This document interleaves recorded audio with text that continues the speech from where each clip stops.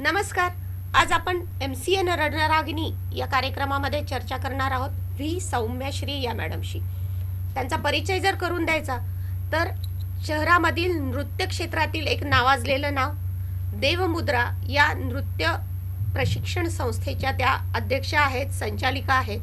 आणि त्यांचं वेगळं वैशिष्ट्य म्हणजे त्यांनी महिलांसाठीची एक रुळलेली वाट सोडून वेगळ्या क्षेत्रामध्ये करिअर करायचं ठरवलं. त्या स्वतः उत्तम नृत्यांगना तर आहेतच, परंतु उत्तम गुरुसुद्धा आहेत. तर आज त्यांच्याशी आपण चर्चा करणार आहोत. त्यांच्या या प्रेरणादायी व्यक्तिमत्वाचा हा परिचय करून देण्याचा आपला हा प्रयत्न आहे. तेव्हा आपण त्यांच्याशी चर्चा करूया. नमस्ते मॅडम. नमस्कार. नमस्ते. मॅडम ह्या मूळच्या आंध्रामधल्या असल्यानं आणि त्यांचा जीवन प्रवास हा वेगवेगळ्या शहरामधनं झालेला असल्यानं त्या थोड्याशा आपल्याशी मराठीमध्ये न बोलता काही वेळेस हिंदीमध्ये संवाद साधतील. तर मैडम, मुझे ऐसा पूछना है कि आपकी शुरुआत, आपका बचपन ये कैसा रहा? आप कहाँ पे पले बड़े, कहाँ पे आपका एजुकेशन हुआ? बेसिकली मैं आंध्र प्रदेश विशाखापट्टनम में जन्म हुआ था, लेकिन पूरा बचपन हैदराबाद में बीता और हाई स्कूल तक मैं हैदराबाद में थी. उसके बाद उस समय नृत्य में विषय के लिए मैं कॉलेज ढूंढ रही थी हायर स्टडीज़ के लिए, तो उसकी वजह से मुझे मुंबई आना पड़ा. तो मेरी ज़िंदगी के 16-17 साल मैं हैदराबाद में थी. उसके बाद महाराष्ट्र मुंबई में रहने लगी, डांस में BA और MA परसू करने के लिए. तो आपका ये जो झुकाव था, ये जो क्या बोलते हैं, हम मराठी में बोलते हैं की एक पारंपरिक वाट असते, त्याच्याकडे न जाता आपण हे क्षेत्र निवडायचं म्हणजे नृत्याचं क्षेत्र निवडायचं कसं काय ठरवलं? एक्चुअली क्या है कि मेरे परिवार में मेरे 5 अत्या है, जैसे आंट्स बोलते बुआ, तो उनमें से 3 दिग्गज गुरु है अपने नेशनल लेवल के, संगीत नाटक अकेडमी अवार्डी और बड़े गुरु और स्कॉलर्स हैं. तो उनके साथ बचपन से उनके पीछे पीछे जाती थी मैं, तो वो मुझ में आया है और उसको ही मैं फॉलो करते हुए उस समय 20-25 साल पहले मैं इस क्षेत्र में एजुकेशन करने के लिए सोचा था और इसके लिए ढूंढने लगी. तो फिर मुझे प्रेरणा मिला कि मुंबई जाऊं और मुंबई में जाके करूं. I know it was difficult कि ये इस क्षेत्र में स्पेशली 25 साल पहले तो बहुत ही मुश्किल था, लेकिन मुझे लगा कि मेरी जो घर में गुरु शिष्य परंपरा जारी है उस ट्रेडिशन को आगे ले जाना है. तो हम बाकी लड़कियों में मैंने ये सिलेक्ट किया था ये करियर, और उनके साथ सीख के बचपन में फिर आगे बढ़ाया. इसलिए तो आपकी पहली गुरु आपकी अत्या? हाँ, ऑफ कोर्स मेरे 3 अत्या है. हाँ. तो डॉक्टर राजलक्ष्मी सेठ वो सबसे छोटी बुआ है, वो बहुत क्लोज है, मेरी माँ समान है. और दूसरी बहुत बड़ी डॉक्टर उमा रामा राव, संगीत नाटक अकेडमी अवार्डी, वो हैदराबाद में अभी नहीं रहे, रिसेंटली उनका देहांत हुआ. और तीसरी बुआ है श्रीमती सुमति कौशल, वो US में रहते हैं, तो बचपन में वो हैदराबाद में रहते, तो इन तीनों के पास मैंने सीखा है. बट सबसे ज़्यादा डॉक्टर राजलक्ष्मी सेठ के साथ, क्योंकि वो मैं उनके साथ रहती थी. तो आपने बचपन में ही पैरों में घुंघरू? हाँ, बहुत ही, जैसे 1.5 साल से ही शायद मैं नाचती थी, जो मुझे समझ में नहीं आता था, बट फिर धीरे से उनका मार्गदर्शन मिला मुझे. तो आपके जो मम्मी डैडी थे, हाँ. तो उन्हें भी ये आप इस क्षेत्र में जाए ऐसा लग रहा था, या फिर उनका कुछ अलग व्यू था आपके बारे में? मेरी मदर अलग बैकग्राउंड से थी, तो उनको उतना मालूमात नहीं था. ये मेरा पिताजी के परिवार में पूरा कला क्षेत्र और बड़े बड़े राइटर्स, ऐसे बड़ा वेरी एस्टैब्लिश्ड फैमिली है हैदराबाद में, वड्डादी फैमिली. तो मेरी माँ तो बोल रही थी कि उस समय शॉर्ट हैंड करो, टाइपिंग सीखा भी मैंने ये सब. एक जॉब कर लो, BCom कर लो, क्योंकि इजीली जॉब मिल जाएगा या फिर एक्सेटल हो जाएंगे. इवन उस समय शादी के लिए डांस करने से बहुत बार शादी के बाद ग्रूम्स डांस छोड़ने के लिए बोलते थे. तो ये सब प्रॉब्लम्स थे 20-25 साल पहले. अभी काफ़ी बदलाव हो गया. तो मेरी मदर को तो उतना नॉलेज नहीं था डांस के बारे में, लेकिन मेरे पिताजी ऑफ कोर्स, क्योंकि उनके सिस्टर्स इस फील्ड में थे, तो उन्होंने इनकरेज किया उन्होंने कुछ ओपिनियन, तुमको जो चाहिए वो करो, ऐसे उन्होंने। तो मेरी छोटी बुआ है, वो रियली मेरे जीवन में मार्गदर्शक है। उन्होंने मुझे पूरा हैदराबाद से मुंबई बुलाने का भी एक श्रेय उनको जाता है। उन्होंने मुझे अपने घर में रख के कॉलेज ढूंढा मेरे लिए, तो मैंने उनके साथ रह के सीखा है सब।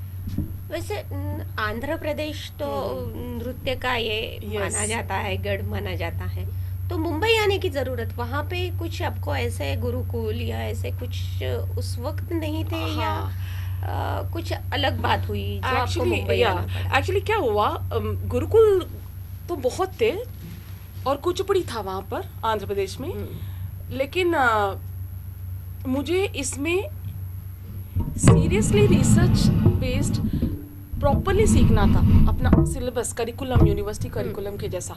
तो वो उस समय वहाँ नहीं था, ना ही सेंट्रल यूनिवर्सिटी में था, ना ही तेलुगु यूनिवर्सिटी में था।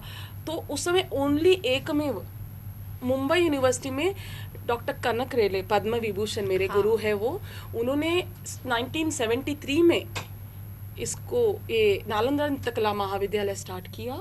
और उस समय मुझे मालूम पड़ा, मेरी छोटी बुआ जो डॉक्टर राजन मिश्र सेठ है, वो मेरे गुरु भी है, उन्होंने बताया कि सौम्या मुंबई में ये कॉलेज है। तो उसलिए मैं स्पेशली मुंबई में आई। गुरुकुल तो बहुत थे, बट मुझे इसमें सीरियसली रिसर्च बेस्ड एक शास्त्रबद्ध एंड ऑल्सो स्कॉलरली लेवल पे सीखना था। नॉट जस्ट डांस करो, यू नो, उसका मतलब, उसके पीछे का क्या है हिस्ट्री। तो हम नालंदा में थे, तो लोग पूछते थे मुझे कि आप बीए डांस में कर रहे हो तो सिर्फ नाचते होंगे पूरा दिन। मैं कहती थी नहीं, हम लोग हिस्ट्री पढ़ते हैं, स्कल्पचर पढ़ते हैं, म्यूजिकोलॉजी पढ़ते हैं, तो बहुत पढ़ाई है। It's almost like an medical course, इतना टफ है। तो उसलिए मैंने मुंबई चुना उस समय। ऑल्सो मेरी वो गुरु का मुझे एनकरेजमेंट मिला। तो आपकी मम्मी नहीं चाहती थी? हाँ, अगर शायद नहीं, फ्रैंकली अभी बता रही हूँ, मेरी मम्मी नहीं है, बट अगर मैं हैदराबाद में रहती तो वो मुझे बीकॉम एंड मैं एक सेक्रेटरी बन जाती कोई ऑफिस में या फिर जल्दी शादी हो जाता। कोई हैदराबाद तेलुगु आदमी, तेलुगु, यू नो, एक टिपिकल ट्रेडिशनल वे में मेरा शादी हो जाता। वैसे उनकी जो सोच थी वो समझ में भी आता है, क्योंकि 25 साल पुराना। हाँ, आई एम टॉकिंग अबाउट 95। तो उस वक्त तो उनके विचार तो ऐसे ही रहने वाले थे, लेकिन उसमें भी उन्होंने आपको फिर, जब आपने कहा कि नहीं मुझे इस क्षेत्र में करियर करना है, तो आपको उन्होंने चलो जाओ। नहीं, मैं बड़ी बेटी थी, तो मेरी मदर तो क्योंकि मेरी जो बुआ और मेरी मदर दोनों एक एज के थे, तो दोनों मैत्रीन थे। हाँ, तो इसलिए फिर मेरी बुआ ने उनको समझाया, तो अलाउ किया उन्होंने। आप बॉम्बे आई, मुंबई में आई, ये पूरा आपका एक शास्त्रबद्ध रीति से आपका एक नृत्य का प्रशिक्षण शुरू हुआ। तो उस वक्त का जो कॉलेज का एटमॉस्फेयर था, जो लड़कियां सिर्फ नृत्य में करियर करने आती थी, हाँ जी, उस वक्त आपके तरफ कैसे देखते थे लोग कि नहीं ये तो अपनी जो ट्रेडिशनल वे है ये छोड़ के नृत्य सीखने आई है, उसमें करियर करना है। ये सबसे बड़ी बात है कि करियर करना है, शौक के लिए नहीं सीखना था, करियर करना था। तो उस वक्त के लोगों के विचार कैसे थे? आपने उससे कैसे कोप अप किया? ये जरा जानने में हमें थोड़ा सा अच्छा लगेगा। हाँ, एक्चुअली आपने अच्छा क्वेश्चन पूछा, क्योंकि अभी तो थोड़ा इजी हो गया, उस समय थोड़ा सा। एक्चुअली मेरा कॉलेज जुहू में था। जुहू इज लाइक माया नगरी फिल्मों का, तो वहाँ एक पूरा फिल्मी बैकग्राउंड, हम लोग बहुत सारे एक्टर्स को भी देखते थे आसपास। उस फिल्मी बैकग्राउंड में एक छोटा सा बिल्डिंग है जो नालंदा नृत्य कला महाविद्यालय, जिसमें लड़कियां ऐसे साड़ी छोटी पहन के, फूल लगा के, बिंदी लगा के डांस सीखने जा रही है। तो हम लोग आउट ऑफ द वर्ल्ड ही लगते थे उधर, क्योंकि वहाँ पूरे स्टार्स दिखते थे। और सब उस समय थोड़ा 90s में फिल्मी क्रेज बहुत था, यूथ में भी बहुत था। तो सब लोग पूछते थे डांस क्यों कर रहे हो, बट नहीं, मुझे पूछते थे तुम क्या करते हो। मैंने कहा डांस में भी है। ठीक है, डांस तो है, बट करियर क्या है? ऐसे लोग सीरियसली लेते ही नहीं थे कि करियर डांस में हो सकता है। दे डू नॉट बिलीव कि नहीं, डांस के अलावा क्या करती हो, ऐसे पूछते थे। तो हमें बहुत जगह हमको झूठ बोलना पड़ता था। मैं मुंबई से हैदराबाद हर वेकेशन में आती थी, तो आसपास बैठते ना लोग, बेटी क्या कर रही हो, कहाँ क्या पढ़ रही हो, तो मैं बोलती थी बीए। किस में? एक बार बोलते बोलते मैं सोचती थी नहीं, हिस्ट्री में या इंग्लिश में, क्योंकि अभी मैं सोचती थी कि इनको क्या बताओ अभी पूरा हिस्ट्री, यू नो। फिर वो पूछेंगे तो कई बार अगर मुझे अवॉइड करना है तो मैं अवॉइड करती थी, झूठ बोलती थी, बट फिर धीरे धीरे मुझे कॉन्फिडेंस, लोग बेटी क्या कर रही हो, कहाँ क्या पढ़ रही हो, तो मैं बोलती थी बीए। किस में? एक बार बोलते बोलते मैं सोचती थी नहीं हिस्ट्री में या इंग्लिश में, क्योंकि अभी मैं सोचती थी कि इनको क्या बताओ अभी पूरा हिस्ट्री फिर वो पूछेंगे। तो कई बार अगर मुझे अवॉइड करना है तो मैं अवॉइड करती थी, झूठ बोलती थी, बट फिर धीरे धीरे मुझे कॉन्फिडेंस आया, फिर मैं प्राउडली बताती थी, फिर उसके बारे में भी बताती थी सबको। तो ये हुआ छोटा मोटा। और आसपास की लड़कियां भी एक what are you doing this, चलो हमारे साथ इधर चलो। उस समय ये डांडिया, ये सब डांडिया तो हम भी जाते थे, that's very good, but disco dandiya बहुत हो गया था, थोड़ा मॉडर्न। तो हम लोग अपने सिंपल क्लोथ्स में, क्योंकि नालंदा में बहुत स्ट्रिक्ट था, हमको ट्रेडिशनल वे में ही जाना पड़ता था। तो हमारे आसपास के फ्रेंड्स थोड़े हमको देख के हंसते थे भी, ये क्या आप उस समय जीन्स वीन्स वो सब नहीं पहनते थे। तो हाँ, लेकिन डिटर्मिनेशन था, शायद थोड़ा मुश्किलें हुए। कई बार सोचते थे ये कोर्स छोड़ दे, क्योंकि बहुत मुश्किल था। 3 घंटे हमारा प्रैक्टिकल होता था, उसके बाद फिर बहुत सारा थियरी, और not like any other college कि हम लेक्चर छोड़ के जाए। नालंदा में हमारी गुरु बहुत स्ट्रिक्ट थे, 9:30 जाते तो आप 4 के बाद ही बाहर जा सकते थे। तो कई बार लगता था बीच में छोड़ के भाग जाए, बट अभी उसका बहुत महत्व मुझे मालूम पड़ता है, and I am really thankful कि मैंने वहाँ पढ़ा। इट्स द फर्स्ट यूनिवर्सिटी, पहला यूनिवर्सिटी है जो डांस में proper degree and MA BA course start करने के लिए। अभी तो पूरे अपने भारत देश में हर एक सिटी में है, सेंट्रल यूनिवर्सिटी हैदराबाद, अपने यहाँ पर भी अभी शुरू हो गया, बट 20-25 साल that was the first one two start. तो ये एक शौक नहीं था, करियर के तौर पे आपने नृत्य को अपनाया। नालंदा यूनिवर्सिटी में करियर के हिसाब से कैसे सिखाते थे फिर वो सिर्फ वहाँ पे गुरुकुल पद्धति होगी होगी? हाँ, गुरुकुल पद्धति है, बट बड़ी होलिस्टिक वे। इट्स ऑल्सो एक इंस्टीट्यूट के पद्धति में भी सिखाते हैं। नालंदा एक में वह इंस्टीट्यूशन है पूरे कंट्री में, अभी थोड़े आ गए, बट उस समय डांस के साथ साथ हमको बाहर से बड़े बड़े दिग्गज आते थे जो लेक्चर्स लेते थे, और इवन इंटरनेशनल एक्सपोजर मिला था हमको। हमने बैले किया है, वेस्टर्न बैले और एस्थेटिक्स, ये सब भी सीखा था। तो उन्होंने उधर जो रह के हमने सीखा है, हमको बहुत ही हमारा पूरा अप्रोच चेंज हुआ। एक सिंपल से डांसर से हम पूरा अभी मुझे जैसे पूरे विश्व भर के नृत्यों के बारे में मालूम है, और अपने भारत, मेरा स्पेशलाइजेशन भरतनाट्यम है एंड ऑल्सो कुचिपुड़ी, क्योंकि वो मेरे घर से आया है।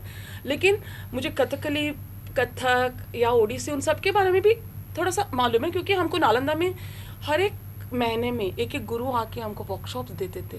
तो बहुत अच्छा एक्सपोजर था और सीरियस स्टडी था।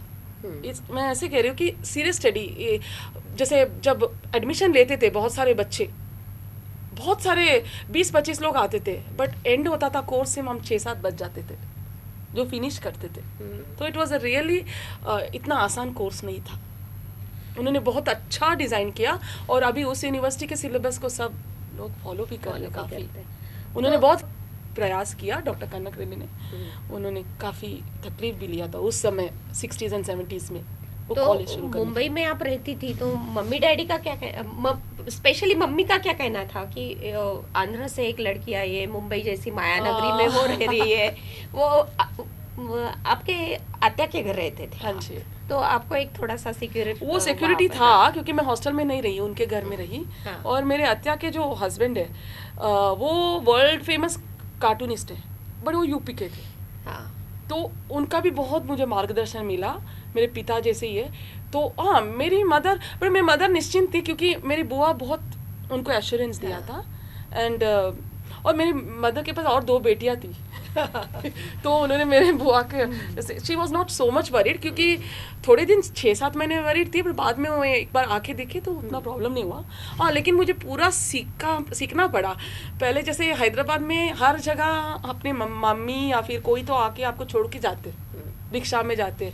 मुंबई में सब जगह मुझे अपने आप जाना पड़ा पहले दिन से ही। एक आध दिन उन्होंने छोड़ दिया, फिर मेरे फूफा जी बोले ये ट्रेन का टाइम टेबल है, उधर उतर जाओ, चर्च गेट उतर जाओ, ये तो बहुत डर लगता था, बट कोशिश करके मैंने सीख लिया, क्योंकि मुझे वो एक यूनिवर्सिटी से दूसरी यूनिवर्सिटी जाते हैं ना, आपको टीसी लगता है तो वो सब कुछ मैंने किया तो सीखा। बट ये मुंबई में रहने की वजह से अभी मैं पूरे विश्व में कहीं भी अकेली घूम सकती हूँ। तो मुंबई रियली आपको सिखाता है, यू नो, ट्रैवल करना सिखाता है और अकेले रहना सिखाता है। मुंबई जैसा शहर, I know it's very crowded and chaotic है, बट फिर भी आप बहुत सीखते हो मुंबई में।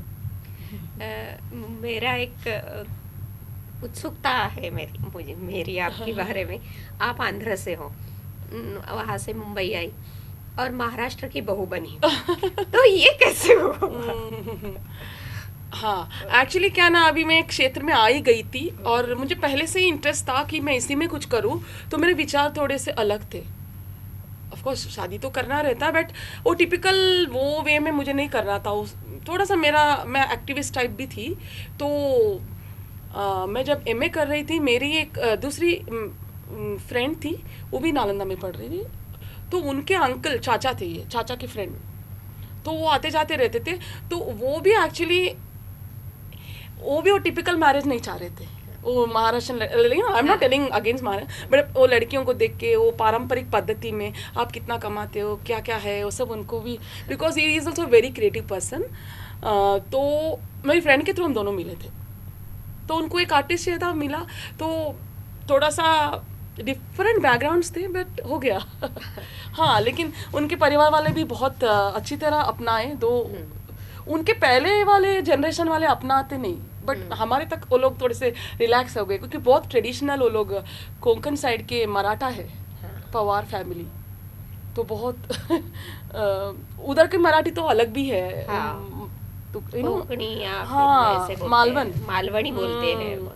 तो बट मैं छोटी बहू थी, तो मुझे थोड़ा सा एक्सेप्ट भी कर लिया और एक वो माफ़ी भी कर दिए थे। तो नए घर में आने के बाद, नए संस्कृति में आने के बाद, हाँ।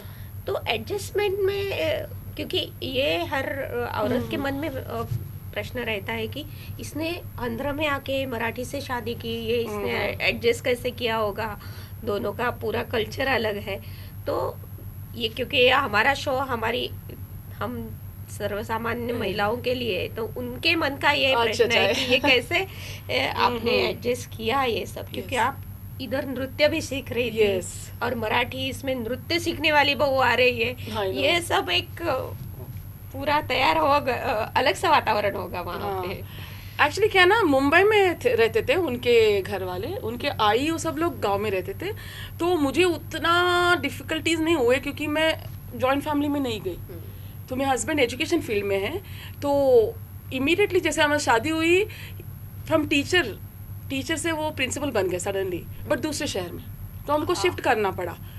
तो उसलिए हम बहुत ट्रैवल करते रहे। तो हम लोग हम न्यूक्लियर फैमिली में थे दोनों, तो उतना प्रॉब्लम नहीं हुआ। बट हाँ, जब भी हम जैसे गणपति में गांव जाते हैं या फिर एनुअल मई में जाते हैं, हमारी शादी के बाद वो टिपिकल ट्रेडिशनल गोंदल भी हुआ था, जिसमें वो गांव में बकरी काट के पूरा गांव को खाना, और मैं ब्राह्मीण मेरे लिए वो परेशान होते थे, क्या खाएगी, आलू खाती थी मैं सिर्फ, मैं टोटल प्योर वेजिटेरियन, और वो लोग मच्छी खाते ज़्यादा सा। बट ये सब मैंने सीख लिया। पहले मैं छूती भी नहीं थी, बट धीरे धीरे मैं हेल्प करती थी, अभी बहुत अच्छा बनाती हूँ मैं। तो हाँ, इनिशियली हम लोग गाँव जाते थे, तो सबसे कोई पूछता था क्या है बहू, क्या करती है, तो वो नहीं बताते थे नृत्य करती है, क्योंकि गांव में जाते थे ना। बट अभी उनको मालूम पड़ा, एक बार हमारा कुछ शो जी में आया था, तो लोग बहुत प्राउडली सबको बताए।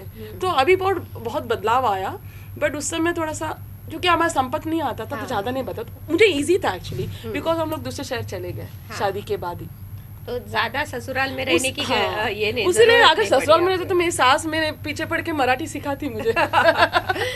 आपको अभी तो मराठी तो अच्छी तरह से बहुत अच्छा आती है। लेकिन क्या हुआ, हम लोग शादी के बाद ही इमीडिएटली हम लोग ऋषिकेश गए, उत्तराखंड। उसके बाद फिर मसूरी गए, फिर 1-2 साल मेरे हस्बैंड लंदन भी गए एजुकेशन में एडमिनिस्ट्रेशन करने। तो हम लोग 96 के बाद सीधा 2005 महाराष्ट्र आए। तो द बेसिक जो हमारा रिलेशनशिप था, तो हम हिंदी इंग्लिश में ही ज़्यादा बातचीत करते थे, क्योंकि हम ट्रैवल करते थे।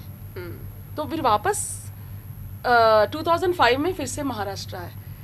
तो तब से कोशिश कर रही हूँ मैं, मुझे आती है, अभी मैं बात करना शुरू करूँगी। एक क्यूरियोसिटी ये रहती है कि एक सहजीवन रहता है दोनों का अपने में। आप अलग क्षेत्र से हो, वो अलग क्षेत्र से है, तो एक दूसरे को समझना पड़ता है, एक Yes. दूसरे को रिस्पेक्ट करना पड़ता है, एक दूसरे के करियर को रिस्पेक्ट देना पड़ता है।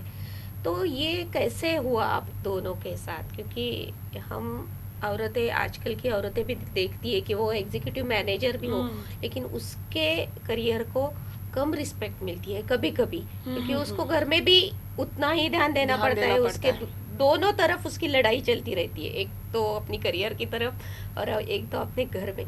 तो ये लड़ाई या आपके साथ हुई, या फिर जो है आपको बहुत अच्छी तरह से घर से सपोर्ट मिला है?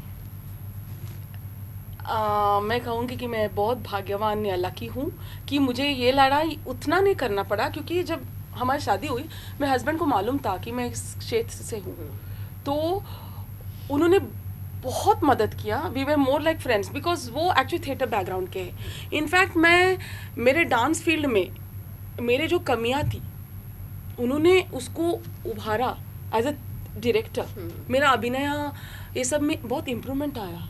और मेरा एक, जैसे आपको मालूम है, एक इवन ट्रेडिशनल क्लासिकल डांसर का एक विचार ऐसे रहता है, तो ब्रॉडन किया, तो एक डायरेक्टर के जैसा उन्होंने मेरे ऊपर काम भी किया। तो हम लोग कभी कभी हस्बैंड वाइफ बोल के हम डायरेक्टर एक्टर या ऐसे एक दो फ्रेंड्स के जैसा रहते थे। तो मैं कहूँगी कि लिटरेचर हो, थिएटर हो, या फिर even for that matter sports, इन सब में मेरी रुचि उनके वजह से बढ़ी। उनका नाम है रामदास पवार, तो उनके वजह से मेरा बढ़ी, नहीं तो मैं सिर्फ डांस उसी वर्ल्ड में थी। तो इनफैक्ट मेरा बेटा हुआ था, बेटा सिर्फ 5-6 महीने का था, मुझे एक शो मिला हैदराबाद में बहुत प्रेस्टिजियस, तो मैं गई उसको छोड़ के, एक दूध पीता हुआ बच्चे को छोड़ के, उन्होंने संभाला। तो इसमें मैं बहुत ही लकी हूँ। हाँ, लेकिन जब थोड़ा बेटा बड़ा हो रहा था, थोड़ा उस समय मुझे थोड़ा ध्यान देना पड़ता था, तो उस समय कभी कभी मुश्किल होता था, क्योंकि बहुत ज़्यादा आप जाते हो तो भी फिर बच्चा बिगड़ जाता है ना, मैंने आप ध्यान नहीं देते हो, इसलिए उस समय थोड़ा मेरा कश्मकश चला था। बट अदरवाइज मुझे जो बहुत सारी लेडीज़ फेस करती है उससे उतना मुझे नहीं हुआ, तो इसलिए मैं इतना शायद आगे कर पा रही हूँ अभी भी। बहुत सपोर्ट आहे मुझे उनका। आपण बघतोय मॅडमशी, सौम्या मॅडमशी चर्चा करताना आपण हे बघतोय की त्यांना घरातून खूप छान सपोर्ट मिळाला, खूप त्यांच्या मदतीला त्यांच्या घर उभं होतं, त्यांचे पती आणि आता त्यांचा मुलगा, या सगळ्यांच्या एका सक्षम पाठिंब्यानं आणि एकमेकांच्या करिअरला रिस्पेक्ट देण्यानं एक महिला इतक्या सक्षमपणे समाजासमोर उभं राहू शकते आणि स्वतःचं स्थान निर्माण करू शकते, हे आपण त्यांच्या चर्चेतून बघतो. आपण आता मॅडमच्या कौटुंबिक परिस्थितीविषयी जाणून घेतलं, त्यांचा नृत्यापर्यंतचा, करिअरपर्यंतचा प्रवास जाणून घेतला. आता याच्या पुढे त्यांचं महाराष्ट्रात आल्यानंतर त्यांनी या नृत्यामध्ये पूर्णपणे स्वतःला कसं झोकून दिलं आणि एक करिअर म्हणून आज त्यांची एक करिअरिस्ट वुमन म्हणून त्यांची आज एक प्रतिमा आहे, ती कशी निर्माण झाली, त्यांचं देवमुद्रा कसं उभं राहिलं, औरंगाबादमधल्या नृत्य क्षेत्रामध्ये असो किंवा कला क्षेत्रामध्ये असो त्यांचं योगदान कशा प्रकारे आहे, याविषयी आता आपण मॅडमशी चर्चा करणार आहोत. मॅडम, मला आता हे विचारायचं आहे की तुम्ही मुंबईत 2005 मध्ये आलात, तुम्ही तिथे आता स्थायिक व्हायचं, म्हणजे महाराष्ट्रात स्थायिक व्हायचं ठरवलंय, तर त्यानंतर तुमचा औरंगाबाद पर्यंतचा प्रवास कसा होता? म्हणजे मुंबई खरं तर तुमच्या सगळ्या क्षेत्राला जास्त पोषक वातावरण होतं. एक्चुअली काय झालं, मुंबई में आए थे हम लोग, मेरे हस्बैंड को एक बड़ा जॉब में प्रमोशन मिला, तो बट उनको मुंबई से फिर ही जॉइंड पौधा स्कूल, तो उनको पूरा ये पौधा इधर बड़ा करना था, तो उनको शिफ्ट करना पड़ा. लेकिन पिछले 10 साल हमारी ज़िंदगी में ऐसा रहा, हम लोग कई बार अलग अलग शहरों में रह रहे थे. तो आप दोनों अलग अलग? हाँ, कभी वो लंदन जाते थे, मैं फिर वापस कानपुर में रहती थी, एक दो साल, वो 10 साल ऐसे गुजरे. मैंने साथ में रहते थे, बट 6 मंथ्स तो बहुत.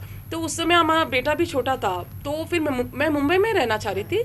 बट अब मैंने भी सोचा कि अभी 8-9 साल का 7-8 साल का बच्चा है, तो मुझे भी साथ में रहना चाहिए, बहुत हो गया अलग अलग रहना, उसका- अलग अलग रहना ओवरऑल। तो फिर मैं भी औरंगाबाद आई, उनको एक औरंगाबाद का प्रोजेक्ट मिला था, हाँ, तो उपोदा स्कूल पूरा वो प्रिंसिपल थे हाँ। उसके, तो फिर मैं भी आई। लेकिन कुछ मैंने औरंगाबाद में रह के मैंने सोचा मैं चली जाऊंगी, मैंने बोला था अभी मेरे हस्बैंड को मैं चली जाऊंगी।